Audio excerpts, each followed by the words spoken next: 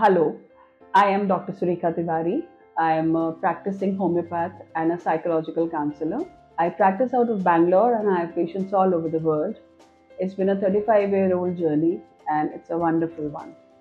Anger is damage, period. Be it an adult, be it a child. And anger will create effects on the body. It will create a certain degree of regret a little later. It will create sourness. But in the case of a child, there are so many other long term things which we're not able to perceive. In today's world, where people have one child or two and parents are educated, the parents are very well clued into good and bad parenting, these children are showing more signs of anger because their anger stems from lack of attention. There is so much attention being paid to all the finer details in their bringing up or in their day to day lives, in their nutrition, in their behavior, in their demeanour, in the protocol of how they are, that these children are constantly getting a lot of attention. And this hyper attentive state is what they perceive as the norm. So anything which is less than that is not normal, and anything which is not normal causes anxiety. And when you're very anxious, you get angry.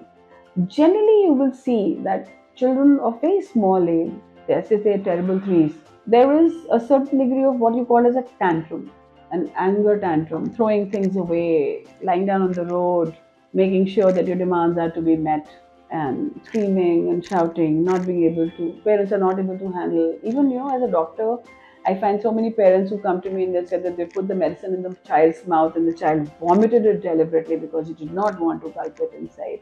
And the food will be in the side of the cheek because they just refuse to chew on it because they don't want to eat. So the first thing which I would like to tell all my parents is that anger is fed by anger. Two angry people are two deaf people. It's a psychological fact that when we are fighting with somebody, the other person just keeps on observing our lips. He's just waiting for us to shut up so that he can keep his point. Please think about it. This is exactly what is happening in your child's case also. The child understands that you're angry and you scream. The child also raises his decibel level. You say something, they have a ready-made answer to it. What about turning your back and say that when you're calmer, let me come to you and then talk to you then? It's going to take you also a little effort to know in that moment that the control of anger will not start from the child. It has to start from you as a parent. And I know children can really give a lot of trouble these days because of the exposure which they're getting at a very young age.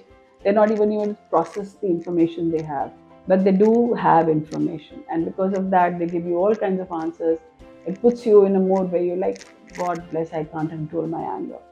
But I would really tell all the parents out there that children who get angry in their childhood and they're not dealt with properly are children who grow up to be very, very angry, sad, and unsocial adults because they don't know how to bridge the gaps. And those gaps, half the time, are created by their own temper.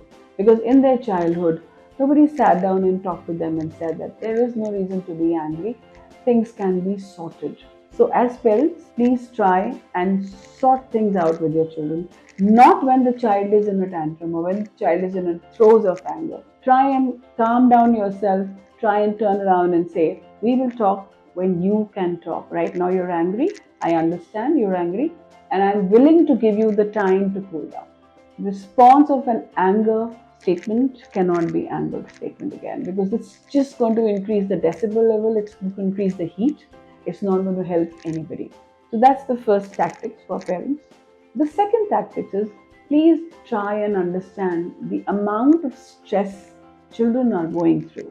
The expectation from children, I don't know, but as a counselor these days, I think they're very unreal. They have to be good at studies, they have to do some extracurriculars, they have to be good at sports, then they have to be the first dancer in the annual day, then they have to be the best in the social scene. It doesn't allow them just to be. If you would allow your children to be, these anger things can come down much, much more. So, second thing, give your children space. And third, allow your children to express themselves without you reacting immediately. I know as parents, we're very concerned with the well being of our children. As parents, we are very concerned that there's no harm which comes to it. And it is a very, very insecure era because of so much happening around us. But still, trust your parenting. Trust the safety net which you've created. Help them realize that you're there for them, you have their back, and you will realize that their anger subsides much sooner.